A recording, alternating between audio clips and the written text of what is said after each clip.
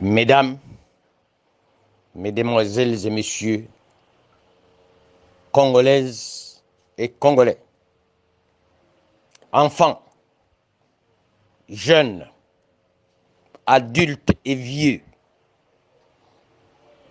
ici c'est votre estimé compatriote, Bitakwira Bihonahai Justin.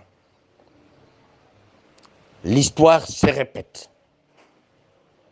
L'histoire se répète, dis-je.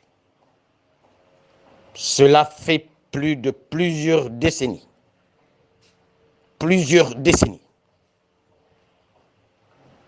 Que certains voisins, particulièrement le Rwanda, s'est décidé à nous humilier, s'est décidé à nous exterminer, s'est décidé à nous occuper. Ce pays ne compte pas plus de 14 millions d'habitants. Nous sommes plus de 100 millions d'habitants. Trop, c'est trop. Lèvons-nous. Lèvons-nous comme un seul homme. Lèvons-nous comme De Gaulle l'a fait à partir de Londres et a constitué ce qu'on a appelé le Conseil national de la résistance. Le moment est venu où majorité, opposition, société civile, église, pêcheurs, agriculteurs, universitaires, étudiants, professeurs, élèves, écoliers, défendons la République. Les nouvelles qui nous parviennent du front sont très mauvaises et interpellent chacune et chacun de nous. Ici, ce n'est pas une question du seul président de la République. C'est une question de 100 et plus de millions de Congolais.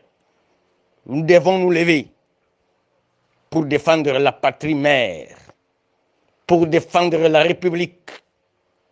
Et le temps a sonné pour mettre fin à ces violences récurrentes, à ces violences répétées d'un seul voisin qui se prend pour le Dieu de la terre afin de morceler, balkaniser, exterminer et notre pays et notre peuple.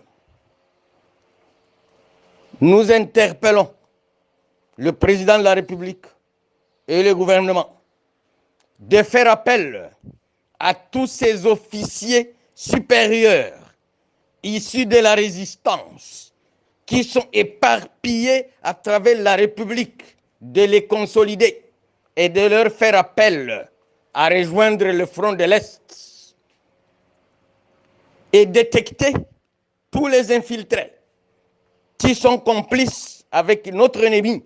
Disons-le en termes clairs, que le Rwanda ne se comporte plus en voisin, il se comporte en ennemi. Il ne faut pas nous voiler la face. Même si vous leur donnez le ciel, même si vous lui donnez la terre, le Rwanda ne nous laissera jamais dormir. Sauf si nous sommes naïfs, sauf si nous sommes complices de cette ignominie qui nous a tant fait mal. Ici, c'est M. Bitakwira qui appelle à cette résistance nationale, à cette prise de conscience nationale de la part de chacune et de chacun des Congolais, partout où ils se retrouvent, sur le sol congolais, dans la diaspora dispersée à travers le monde. C'est aujourd'hui ou jamais. C'est aujourd'hui ou jamais. Et que tous les complices soient mis à l'écart qui trahissent la patrie. Les informations à notre possession et que même nos forces armées attendaient secours. Malheureusement, les secours, au lieu de rejoindre Bunagana, les secours dirigés par des complices a pris plutôt la route de Butembo. Imaginez-vous. Or, toute armée qui a le soutien de son peuple, n'a jamais été vaincu. Ici, je le dis et j'interpelle qu'un ennemi, on l'appelle ennemi. Un ami, on l'appelle ami.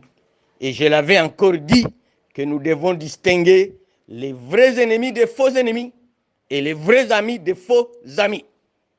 J'ai dit, encore une fois, c'est votre estimé compatriote, Bitakwira Bionahaï, et demande au président de la République de compter sur nos forces armées et de compter plus sur le peuple congolais.